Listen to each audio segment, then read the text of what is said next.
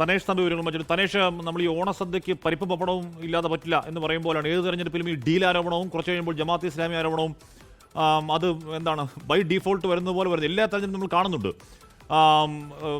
ഇപ്പോൾ ആദ്യ 3-4 ദിവസത്തെ വികസന ചർച്ചകൾ മാറി വീണ്ടും ബാക്ക് ടു പഴയ ഡീൽ ആരോപണം, പഴയ ജമാഅത്ത് ഇസ്ലാമി ഡീൽ തുടങ്ങിയ കാര്യങ്ങളിലേക്കൊക്കെ പ്രചരണം പോയി വീഴാണോ ബാക്കി ദിവസങ്ങളിൽ? തനേഷ്, ഹാഷ്മി, വളരെ കുറച്ച് ദിവസങ്ങൾ മാത്രമാണ് തെരഞ്ഞെടുപ്പ് പ്രചരണത്തിനുള്ളത്. അതുകൊണ്ട് തന്നെ വീറും വാശിയും ഏറും സ്വാഭാവികമായും ആദ്യം തന്നെ ഡീൽ ആരോപണം ഉന്നയിക്കപ്പെട്ടിരിക്കുകയാണ്. അത് പരസ്പരം ഉള്ള ഒരു ആരോപണമായി മാറിക്കൊണ്ടിരിക്കുകയാണ്. BJPയുമായി ആർക്കാണ് ഡീൽ എന്ന ചോദ്യം ഇപ്പോൾ തന്നെ നേതാക്കൾ പരസ്പരം ചോദിച്ചു തുടങ്ങുന്നു, അല്ലെങ്കിൽ മുന്നണികൾ തമ്മിൽ പരസ്പരം അത്തരത്തിലുള്ള ആരോപണങ്ങൾ ഉന്നയിക്കുന്നു. ഇന്നലെ KC വേണുഗോപാലാണ് ഈ ആരോപണം ആദ്യമായി ഉന്നയിച്ചത്. അത് പാലക്കാട് മണ്ഡലത്തിൽ CPIM ദുർബലനായ ഒരു സ്ഥാനാർത്ഥിയെ നിർത്തിയിരിക്കുന്നു. അത് BJPയെ സഹായിക്കാനാണ് എന്ന ആരോപണമാണ് KC വേണുഗോപാൽ ഉന്നയിച്ചത്. അതിനെ ചുവട് പിടിച്ചുകൊണ്ടാണ് ഇന്ന് 10 മണ്ഡലങ്ങളിൽ ഡീലുണ്ട് എന്ന ആരോപണവുമായി VD സതീശൻ രംഗത്ത് വന്നിരിക്കുന്നത്. ഇത് തള്ളിക്കളയുകയാണ് ഇപ്പോൾ CPIM ചെയ്തിരിക്കുന്നത്. അത്തരത്തിലുള്ള ഒരു ഡീലില്ല. അതേസമയത്ത് ഡീലുള്ളത് കോൺഗ്രസും BJPയും തമ്മിലാണ് എന്ന മറുവാദവും CPIM മുന്നോട്ട് വയ്ക്കുന്നുണ്ട്. ഇതിനിടയിൽ BJP ഇതുമായി ബന്ധപ്പെട്ട് പ്രതികരിച്ചിരുന്നു. കോൺഗ്രസിന് ഭ്രാന്താണ് എന്ന മട്ടിലുള്ള പ്രതികരണമാണ് രാജീവ് ചന്ദ്രശേഖരന്റെ ഭാഗത്തു നിന്നുണ്ടായത്. കാരണം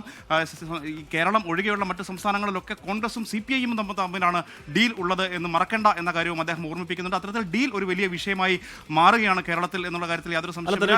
അങ്ങോട്ടും ഇങ്ങോട്ടുമുള്ള ആരോപണം എല്ലാ കാലത്തും ഉണ്ടാവാറുണ്ട്. ആർക്കാണ് BJP ബന്ധം, BJPയുടെ വോട്ട് കിട്ടാൻ അവിഹിതമായി പ്രവർത്തിക്കുന്ന ആരാണെന്ന ചോദ്യം എല്ലാ കാലത്തും ഉയരുന്നുണ്ട്. പക്ഷേ ഇവിടെ പ്രതിപക്ഷ നേതാവ് VD സതീശൻ പാലക്കാട് ഫോക്കസ് ചെയ്യുന്നുണ്ട്. പാലക്കാട് ഒരു ഹോട്ടൽ വ്യവസായ സ്ഥാനാർത്ഥിയാക്കിയത് അവിടെ ഈ പറയുന്ന രീതിയിൽ എന്താണ് UDFന് കിട്ടാനുള്ള വോട്ട് സ്പ്ലിറ്റ് ആണ് ലക്ഷ്യം എന്നാണ് പ്രതിപക്ഷ നേതാവിന്റെ ആരോപണം. ഇപ്പോൾ പാലക്കാട് CPMന് സ്ഥാനാർത്ഥികളില്ലാത്തതല്ല. കഴിഞ്ഞ തവണ UDFൽ നിന്ന് വന്ന സരിൻ മത്സരിച്ചെങ്കിലും അതേ 3ാം സ്ഥാനത്തേക്കായി പോയെങ്കിലും അതിന് മുമ്പത്തേക്കാൾ കൂടുതൽ വോട്ട് വർധന വരുത്തിയൊരു സ്ഥാനാർത്ഥിയാണ് സരിൻ. പാലക്കാട് CPMന് നേതാക്കളില്ലാത്തവരല്ല.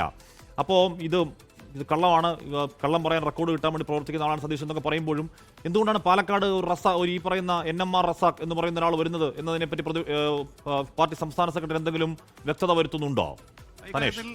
ഹാഷ്മി, ഇക്കാര്യത്തിൽ പാലക്കാട് ഫോക്കസ് ചെയ്തുകൊണ്ടുള്ള ഒരു പ്രതികരണം CPMന്റെ ഭാഗത്ത് നിന്ന് ഉണ്ടായിട്ടില്ല. കാരണം അത്തരത്തിലുള്ള ഒരു ആരോപണം ഉയർന്നു വന്നെങ്കിൽ അത് തള്ളിക്കളയുന്നു എന്നുള്ളത് മാത്രമാണ്. പക്ഷേ ഇതൊരു നുണപ്രചരണമാണ് എന്ന നിലയിലാണ് CPIM അതിനെ കാണുന്നത്. അതേസമയത്ത് പാലക്കാടിന്റെ ചരിത്രം പരിശോധിച്ചു കഴിഞ്ഞാൽ CPIM അല്ലെങ്കിൽ LDFന് അത്ര കഴിഞ്ഞ ശോഭാ സുരേന്ദ്രൻ മത്സരത്തിന് ശേഷമുള്ള ഇലക്ഷനുകളിൽ വേണ്ടത്ര വോട്ട് ഷെയർ ഉണ്ടായിട്ടില്ല എന്നുള്ളതൊരു വസ്തുതയാണ്. നമുക്കറിയാം 2023 തെരഞ്ഞെടുപ്പിൽ ഏറ്റവും അവസാന നിമിഷമാണ് AK ബാലന്റെ പ്രൈവറ്റ് സെക്രട്ടറി ആയിരുന്ന അഡ്വക്കേറ്റ് CP പ്രമോദിനെ സ്ഥാനാർത്ഥിയാക്കുന്നത്. അത്തരത്തിൽ സ്ഥാനാർത്ഥിക്ക് വേണ്ടി നെട്ടോട്ടം ഓടുന്ന കാഴ്ച ഇത്തവണയും ഉണ്ടായിരുന്നു. അവസാന നിമിഷം തന്നെയാണ് ഇത്തവണയും NMR റസാഖിനെ സ്ഥാനാർത്ഥിയായി കൊണ്ടുവരുന്നത്. ആ നിലയിൽ ഒരു സ്ഥാനാർത്ഥിയെ അവിടെ കൊണ്ടുവരിക എന്നുള്ളത് CPMനെ സംബന്ധിച്ച് ദുഷ്കരമായിട്ടുള്ളൊരു സാഹചര്യം പാലക്കാടുണ്ട് എന്നുള്ളത് വസ്തുതയാണ്. മാത്രമല്ല അവിടുത്തെ വോട്ടിംഗ് പാറ്റേൺ എടുത്ത് പരിശോധിച്ച് കഴിഞ്ഞാലും അവസാന നിമിഷങ്ങളിൽ, അതായത് CPIMന് ഭൂരിപക്ഷമുള്ള മണ്ഡലങ്ങളിലെ വോട്ടാണ് പലപ്പോഴും ഷാഫി പറമ്പിലിന് രക്ഷയായിട്ടുള്ളത് എന്ന് നമുക്ക് കാണാൻ കഴിയും. അത്തരത്തിൽ ഉള്ള ഒരു ഡീൽ ആരോപണം അവിടെ എത്രത്തോളം നിൽക്കുമെന്നറിയില്ല. അതേസമയത്ത് അതൊരു വ്യാപക പ്രചരണം, അതായത് 10 മണ്ഡലങ്ങളിൽ അത്തരത്തിലുള്ള ഡീലുകൾ ഉണ്ട് എന്നുള്ള ഒരു ആരോപണം പ്രതിപക്ഷം ഉന്നയിക്കുന്നു. അത് ഫോക്കസ് ചെയ്ത് മുന്നോട്ട് പോകുന്നു. അതിൽ 2020